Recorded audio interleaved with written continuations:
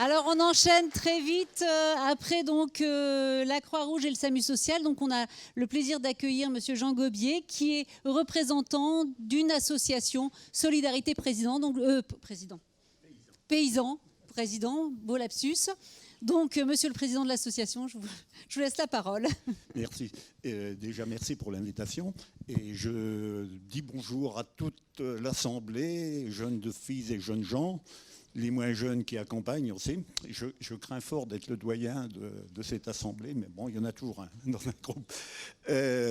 Donc, je suis Jean Gobier, paysan en retraite. J'ai fait mon métier pendant 45 ans et je suis encore président pour une paire de mois de l'association Solidarité Paysan. J'ai dit à Catherine tout à l'heure, qui me disait que comptez sur moi pour capter votre attention. Je comprends qu'on est en fin de matinée, que ça commence à être dur. On commence à avoir faim, donc on va essayer d'être bref. Pour vous réveiller un petit peu, j'avais 2 questions préalables. La première, pour voir à peu près quel est mon public. Qui parmi vous est fille, fils ou petite-fille, petit-fils de paysans? Alors, il y en a un petit peu, c'est pas trop mal. Un peu plus de la moitié, un peu plus de la moitié dans la salle. Voilà. Voilà. Bon, vous êtes dans un cursus agricole, c'est un peu normal.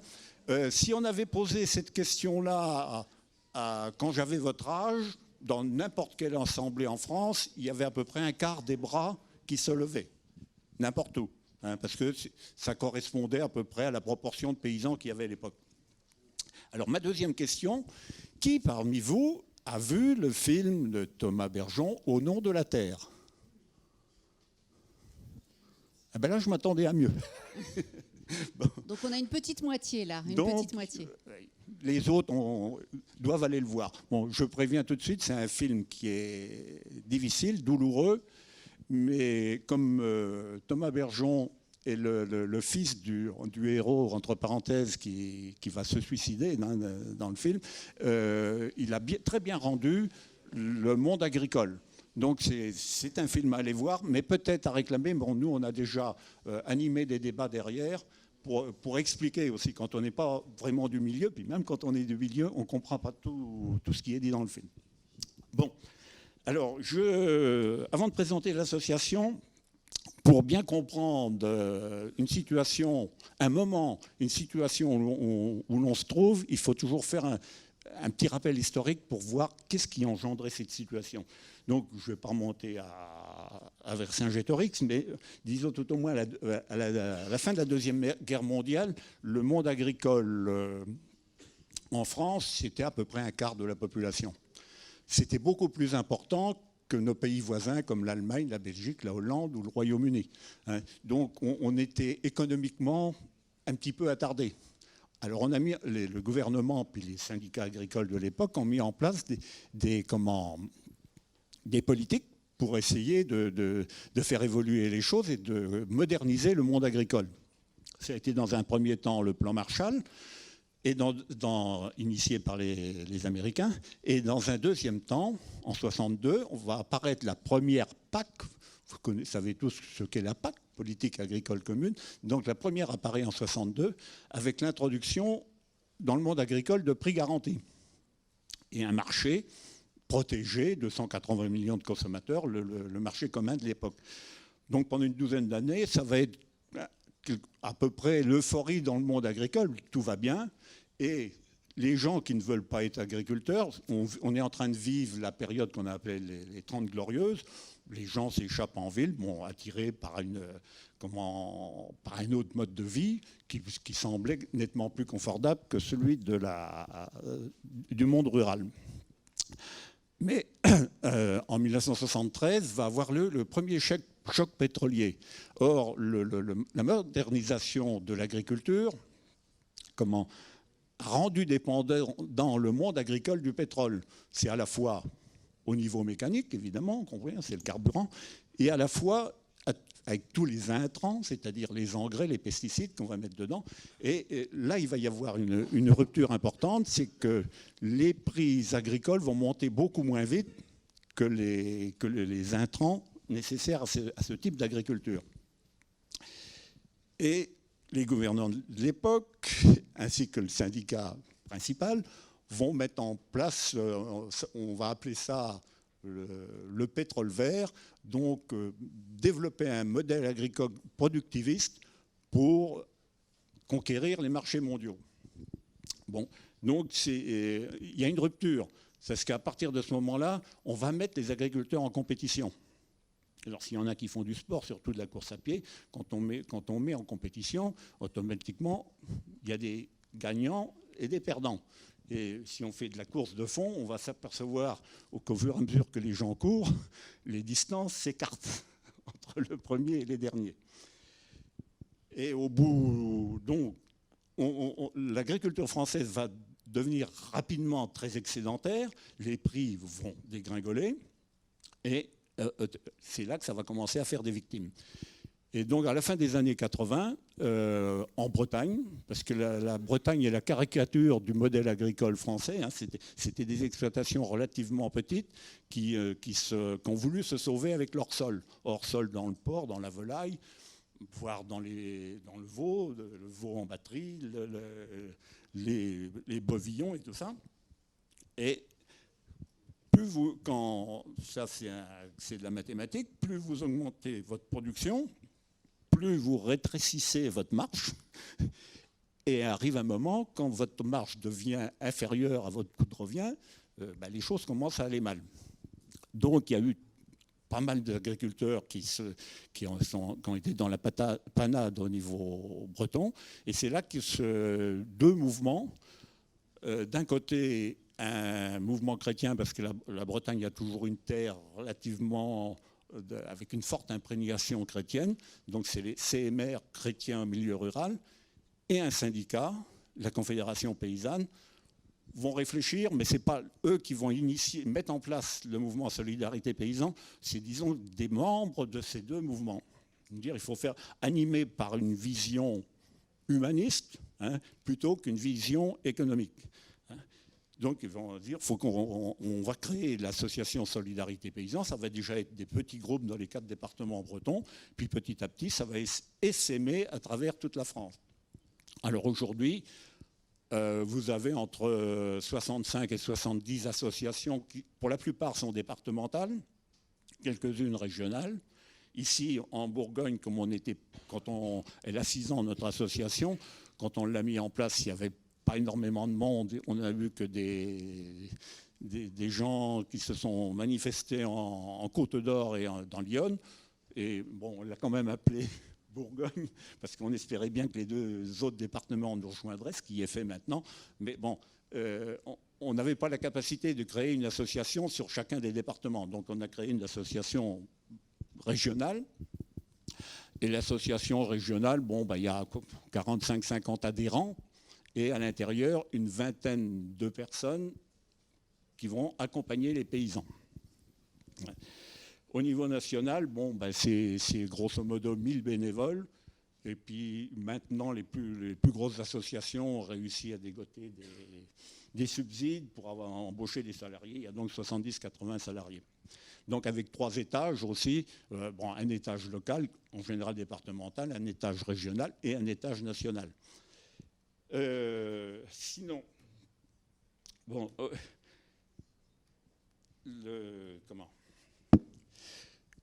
notre principe de base, donc, c'est de venir en aide aux agriculteurs en difficulté.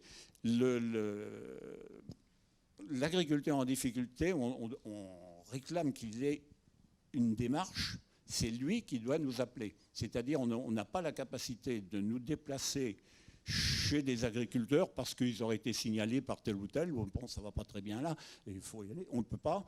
Il faut que dans la tête du paysan, il prenne conscience qu'à un moment donné, il a besoin d'aide. Et à partir de ce moment-là, c'est l'appel. Alors nous,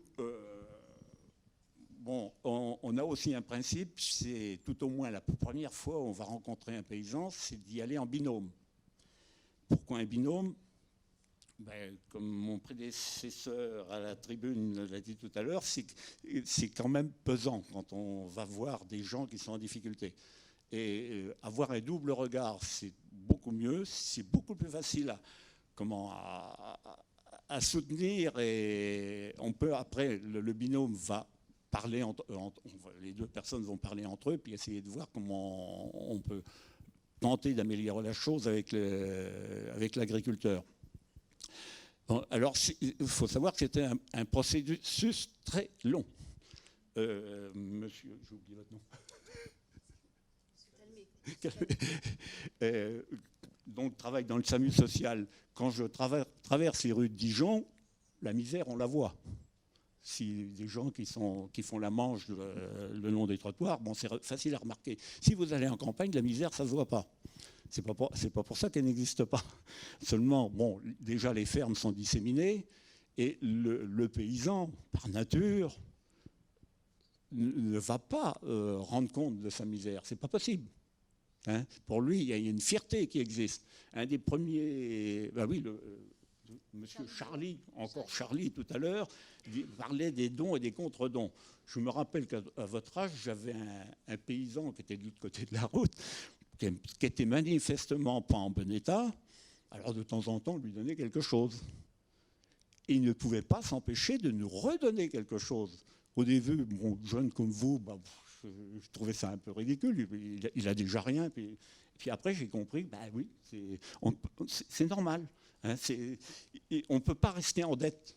Donc l'agriculteur aura excessivement de mal à lever le doigt pour dire ça ne va pas. Alors c'est un peu dramatique parce que c'est notre problème principal, c'est que quand il y a à un moment donné, avec peut-être le soutien de l'entourage, souvent des femmes, parce que bon, maintenant de plus en plus les femmes travaillent hors de l'agriculture, et c'est souvent elles qui vont nous appeler et avoir beaucoup de difficultés pour convaincre leur mari de nous appeler. On a déjà rencontré des couples comme ça, à l'incitation de la femme, et puis ça n'a pas duré parce que le monsieur n'avait pas accepté. Il avait honte justement de parler de ces cas.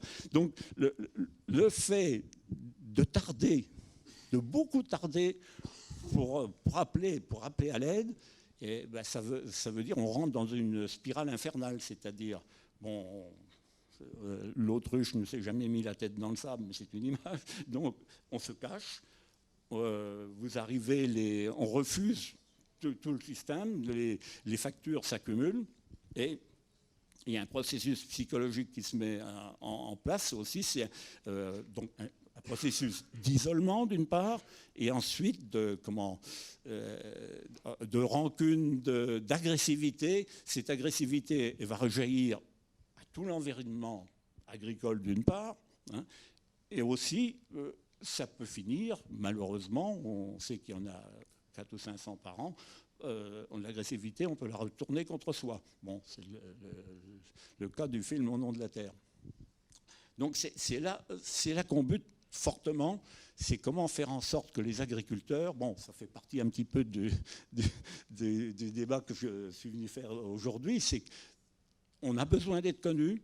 Il existe aussi, à côté de nous, on n'est pas les seuls à intervenir, mais il y a tout un système, on va dire, officiel qui sont les chambres d'agriculture, les DDT, qui peuvent aider les agriculteurs, mais les agriculteurs sont toujours bloqués justement parce que ces systèmes-là on va mettre par exemple ce qu'on appelle des tables rondes pour rassembler les créanciers. Et dans les créanciers, bon, vous allez retrouver le Crédit Agricole, la MSA, les coopératives. Donc c'est extrêmement délicat. Et l'agriculteur est totalement isolé vis-à-vis de ce groupe. Alors nous, on peut servir justement à ce niveau-là. On peut servir, bon, j'ai rencontré plusieurs fois des banquiers avec une personne en difficulté, parce que à partir du moment où on va mal, le plus facile, c'est de taper sur les autres, je dirais. Et c'est difficile de dire, bah oui, bon, on a un partenariat maintenant avec la MSA, la Mutualité Sociale Agricole, et la MSA a d'un côté un service social, des travailleuses sociales, il ne faut plus dire assistantes sociales, et de l'autre côté, la MSA ramasse les cotisations des paysans. Arriver à faire comprendre aux paysans qu'ils ont la capacité, on peut travailler avec les travailleuses sociales pour leur faire avoir le RSA, les choses comme ça, c'est déjà quelque chose de très compliqué. Donc, notre premier travail, c'est un petit peu d'ouvrir l'oreille, de tendre la main. Hein. L'avantage, c'est que nos bénévoles, à 80 et quelques % sont des anciens paysans. Donc c'est beaucoup plus facile de rencontrer un paysan, même s'il va mal, quand on est paysan. Parce que c'est tout simple, vous allez faire le tour de la stabulation, vous allez regarder les vaches, vous allez parler un petit peu technique, ça le rassure, il sait de quoi on parle. Hein. C'est beaucoup plus facile. Après, on n'a pas vraiment la capacité de résoudre tous les problèmes, je vous dis, parce que les 3/4 du temps, ils nous appellent beaucoup de retard. Et puis, il n'y a pas de situation simple. Bon, en 6 ans, je pense qu'on a reçu une centaine d'appels sur la Bourgogne. On a dû en visiter à peu près la moitié. Et il n'y en a pas deux identiques. Tous les cas de figure sont possibles, hein, parce que le plus simple, c'est des problèmes financiers qui peuvent être dus à des mauvais choix techniques. Mais après, vous avez des accidents de la vie, des accidents dus à des maladies, des divorces. C'est assez courant, puis rarement anticipé dans le monde agricole, parce que si les gens, je vais parler technique, sont mariés sous le régime de la communauté, ça oblige en cas de divorce, à vendre la ferme. Hein. Donc, ça devient vraiment dramatique. C'est toutes sortes de choses comme ça. Donc, on appartient à un réseau national, donc avec les fameuses 65 ou 70 associations, où il y a des capacités diverses et variées. Et quand on va fatalement bloquer, quand on rencontre des agriculteurs, sur la limite de nos capacités. Donc par ce réseau, on dit on a tel et tel cas, on peut arriver à résoudre. Bon, on a aussi, depuis quelque temps, mis en place un groupement d'employeurs pour avoir une juriste, hein, qui nous aide beaucoup, parce qu'il y a beaucoup de points juridiques dans les problèmes vus par les agriculteurs en difficulté. Donc, je ne peux pas vous en dire beaucoup plus. Comme mon prédécesseur, vous avez la capacité de venir nous aider, je ne dirais pas en direct. Vous êtes, je le dis carrément, vous êtes certainement beaucoup trop jeune pour faire de l'accompagnement d'agriculteurs, mais vous pouvez aider l'association, parce que les jeunes ont une capacité infiniment meilleure quand il s'agit de manipuler des outils informatiques.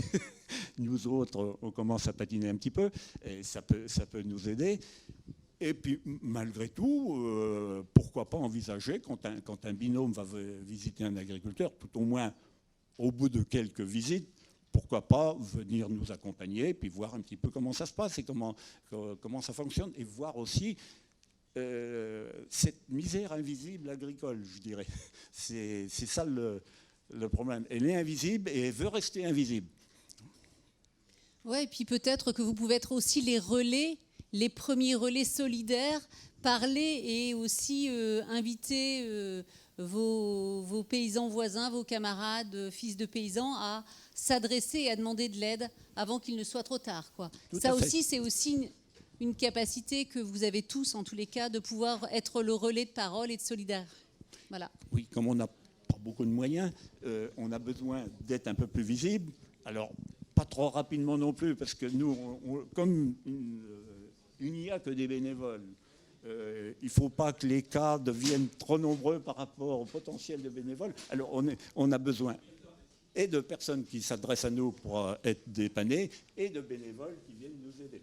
Bon, donc les bénévoles, ceci étant dit, on a la capacité de les former, donc on organise des journées de formation pour justement l'étude à l'écoute et toutes ces choses-là. Bon, ça se fait en général une fois par an sur des thèmes différents, qui permet justement d'apprécier un petit peu mieux notre tâche à venir. Eh ben merci à Monsieur Gobier. Je vais clore.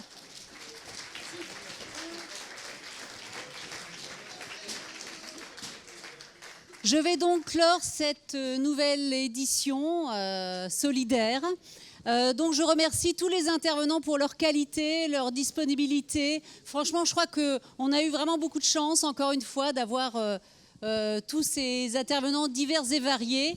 Je tiens à préciser que l'émission va être donc enregistrée, montée grâce aux compétences techniques et encore une fois, merci à l'accueil et à Eduter pour son accueil. Merci pour sa souplesse parce qu'encore une fois, le timing est difficile à gérer. Et merci à tous nos partenaires financeurs, la DRAF, le SRFD. Et puis moi je vous invite à une chose, juste une petite chose.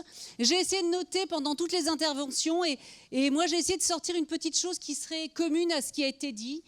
On note aujourd'hui qu'on est sur une planète en souffrance écologiquement, avec des inégalités qui se creusent, avec de plus en plus de riches, encore plus riches, de plus en plus de pauvres, encore plus pauvres, et que la solidarité doit être un tout, à la fois un droit et un devoir des hommes, avec un grand H, des hommes et des femmes, que chaque être humain que nous sommes est seul, libre, mais aussi solidaire, car relié aux autres, responsable de soi et des autres. Voilà un petit peu tout ce qui a été un résumé de ce que j'ai pu entendre ce matin et que j'ai essayé de prendre et qui, pour moi, a été traité et admirablement. Merci beaucoup à vous, merci de votre écoute et puis à l'année prochaine.